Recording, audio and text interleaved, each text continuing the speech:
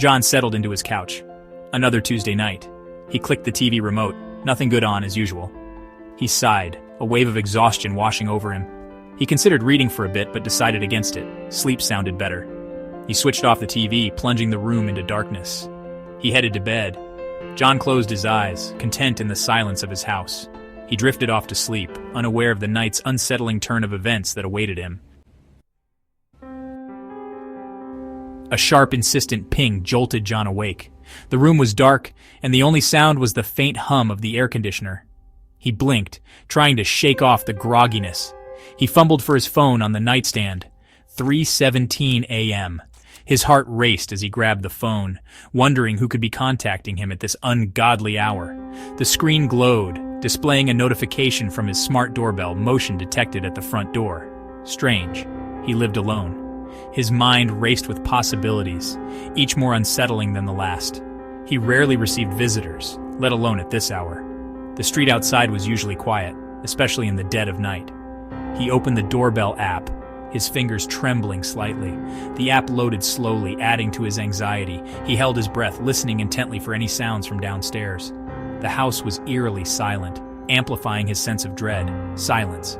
His heart pounded in his chest.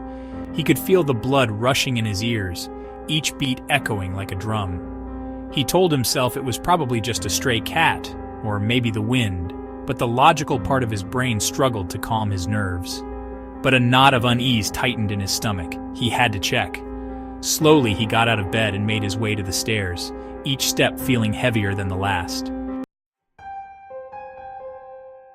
John crept out of bed, adrenaline coursing through his veins. The house was eerily silent, every creak of the floorboards amplified in the stillness of the night. His heart pounded in his chest, each beat echoing in his ears. He grabbed his baseball bat from the closet, gripping it tightly. The cold metal felt reassuring in his hands, a small comfort in the face of the unknown. He had never felt so vulnerable in his own home. He tiptoed to the top of the stairs, his eyes fixed on the front door. The darkness seemed to press in from all sides, making it hard to see. He strained his ears, listening for any sound that might give away the intruder's position. He opened the Doorbell app again, his thumb hovering over the live feed button. His hand trembled slightly, the anticipation almost unbearable. He needed to know what was out there, lurking in the shadows. He took a deep breath and clicked. The camera flickered to life, revealing the dimly lit porch.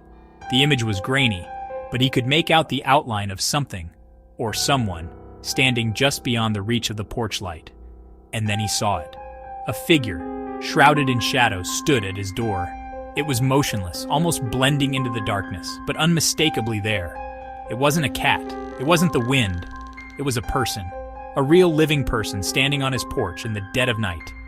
A chill ran down his spine. He stared at the figure, his mind racing. What could they possibly want at this hour? Why were they just standing there, not moving, not knocking? Who was it? What did they want? The questions swirled in his mind, each one more unsettling than the last. He knew he had to do something, but what? The uncertainty was paralyzing.